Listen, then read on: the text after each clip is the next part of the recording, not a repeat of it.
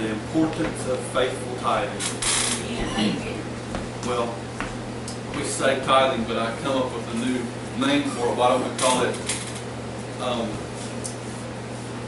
it income celebration? Income celebration. No matter what that looks like to each one of us, Yeah.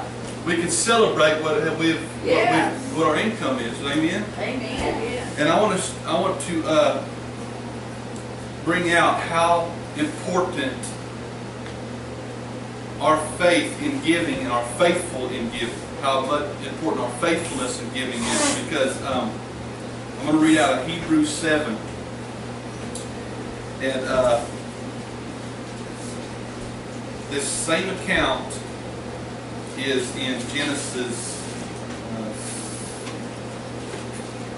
17, I believe it is. I'm not sure whether the passage is, but it's talking about Melchizedek. Hebrews 7 says, Melchizedek was a king of Salem and high priest of the highest God. Now Melchizedek, right here, is symbolizing Jesus Christ, or Christ. Because we'll see later that he has no beginning or no end. He met Abraham, who was returning from the royal massacre, and gave him his blessing. Abraham in turn gave him a tenth of the spoils. Melchizedek means king of righteousness. Salem means peace. So he is also king of peace. We know that Jesus is the king of peace.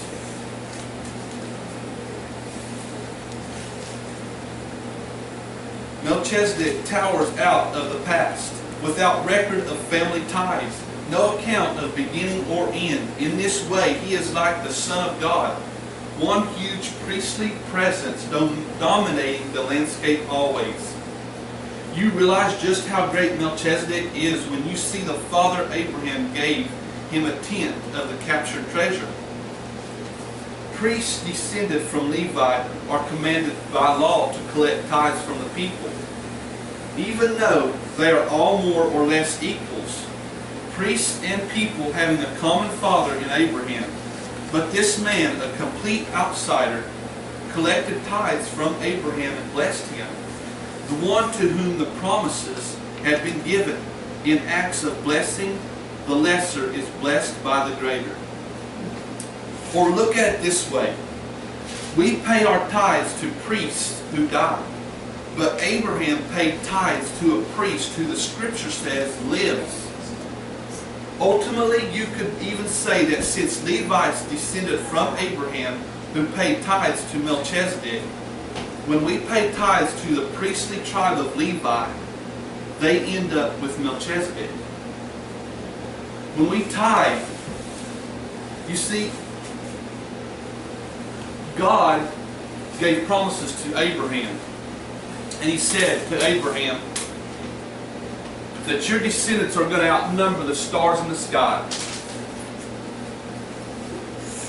Abraham took that by faith, yet he had no son yet. When God promised him that, he had no son yet. He had to take that by faith. And God had to have faith in Abraham that he would stay faithful. That he would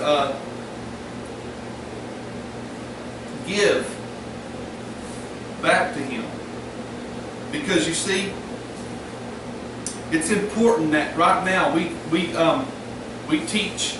You see, God has put faith in us that we will keep this process going, this process of giving back to Him going.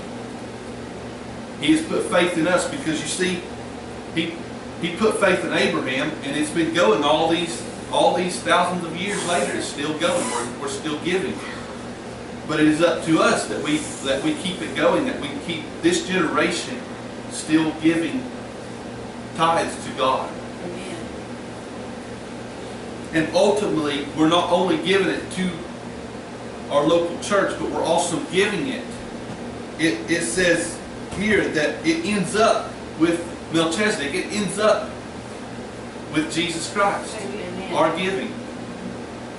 Ain't that amazing? Yes. Praise God. Let's give to our high priest. Yes. Hallelujah.